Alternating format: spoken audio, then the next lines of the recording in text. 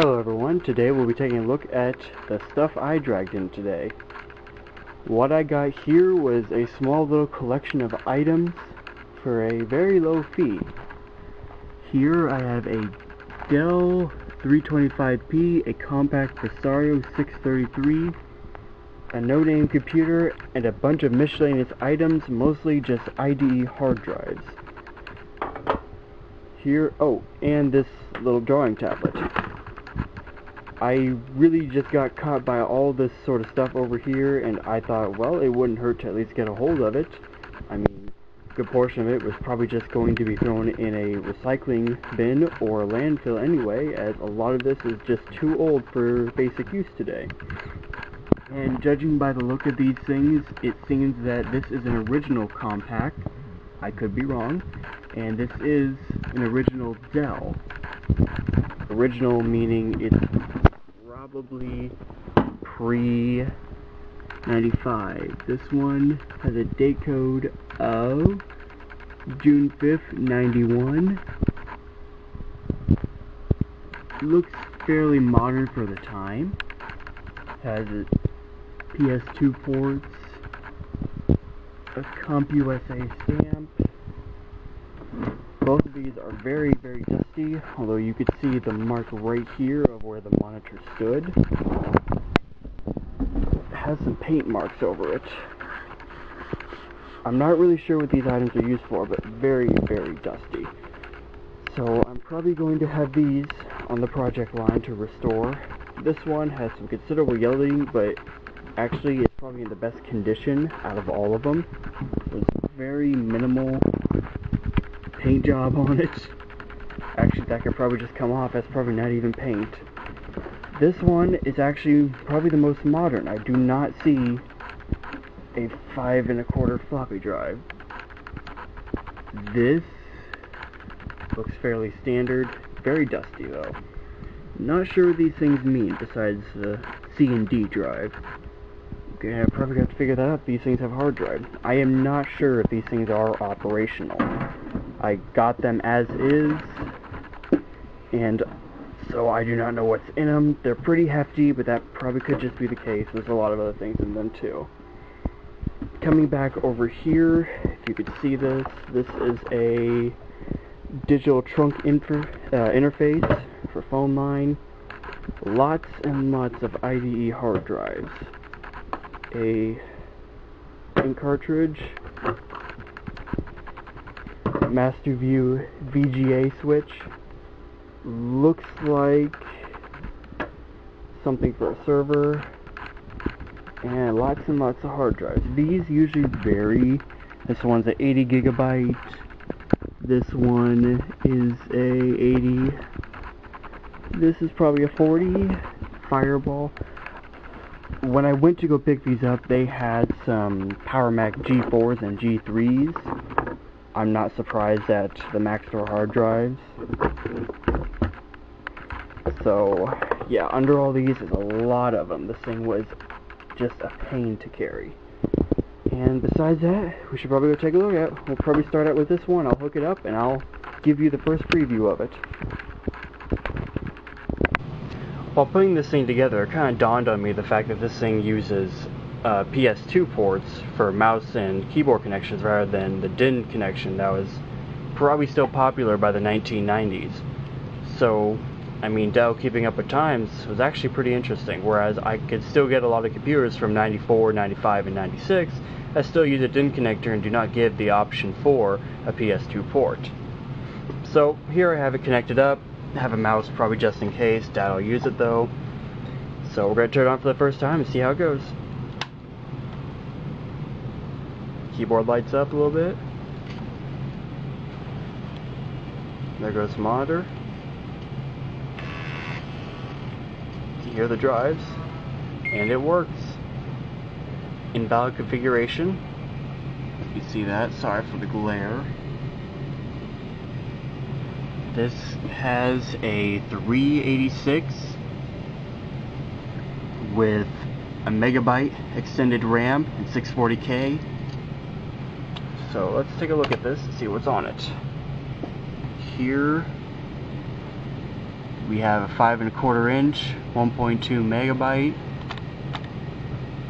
From the looks of it, it says that there is no hard drive installed, so the drive is probably dead, or it's just not recognizing. Probably have to set that up. Maybe they took it out, I don't know. Besides it, 25 megahertz, 386. Very interesting.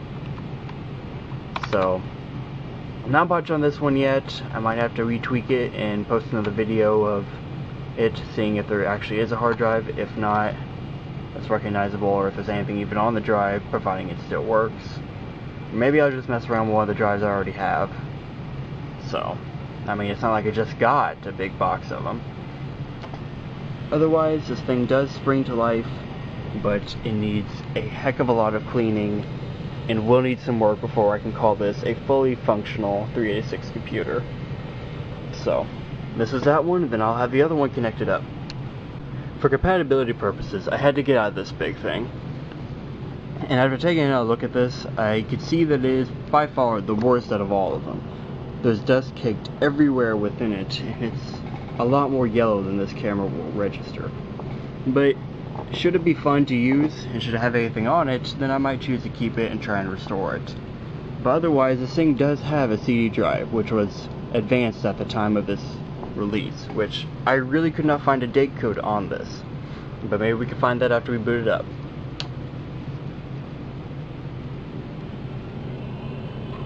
You can hear that it's actually very quiet. There goes the monitor. Keyboard is flashing. And here it comes up. 4 megabytes. Is it? Oh. Going into MS-DOS.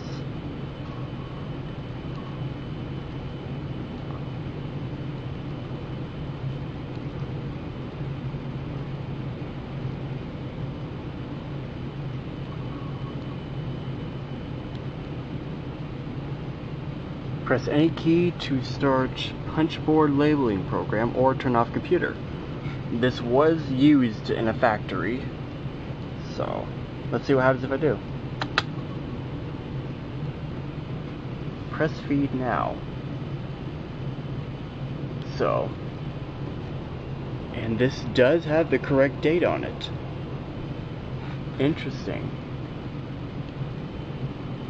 So, press feed now if first label's printed today.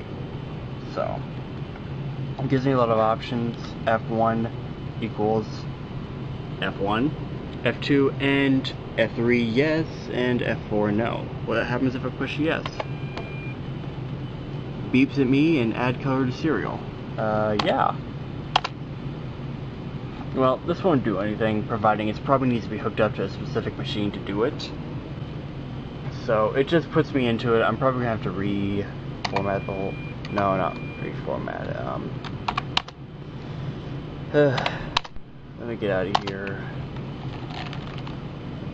Actually, let me try something else. Control Alt Delete.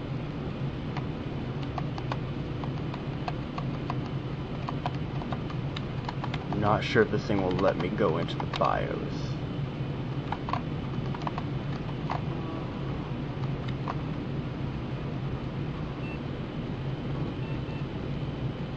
Nope. Booting into DOS and then go straight into that program.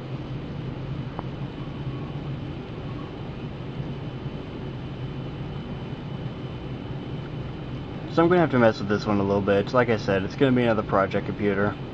And after a lot of cleaning, I will show progress on this one.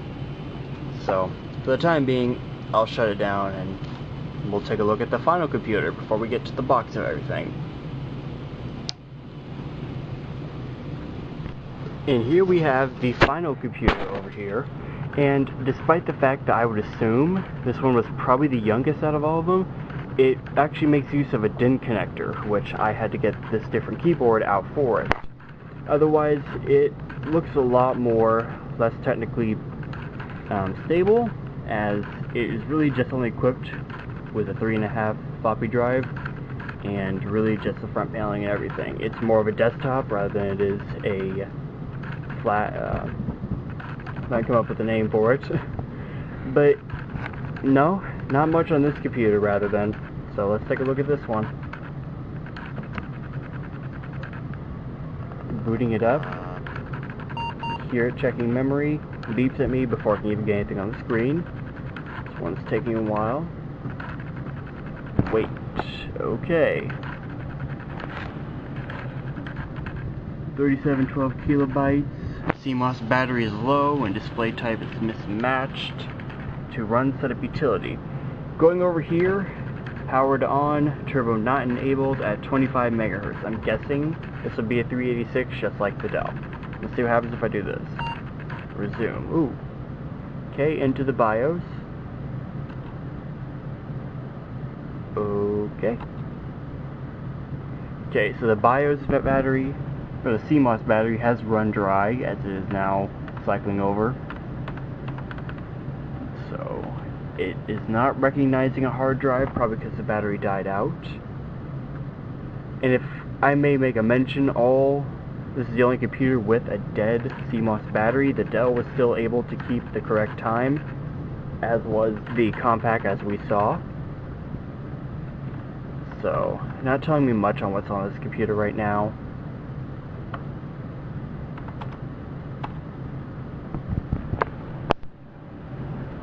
So, taking a look at this. So, I don't think there's anything in here we need. Right? Wait, probably just got out of here. As you can tell, I have not dealt with these computers a lot. I'm more used to the late 90s. My processor. Okay.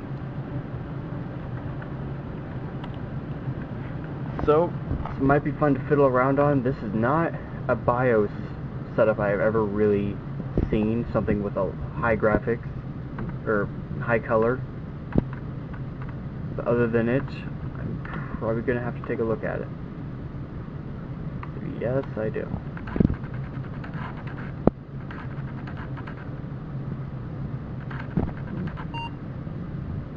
Drive not ready. Yep. It's accessing the floppy drive, so I'm guessing there's no hard drive in here, but we're going to have to crack it open and take a look at it. So really this is it. I might open this up and take a look at it, but I should probably scour through the hard drives first before I really even show anything. I have no idea what's on them, and to be frank, I'm not even sure if any of them are really working. I probably could have just been sold a complete box of dead hard disks. To my luck, I wouldn't be surprised if that really did happen. So, I'll probably come back with another video on this. So, in the meantime, I'll see you guys.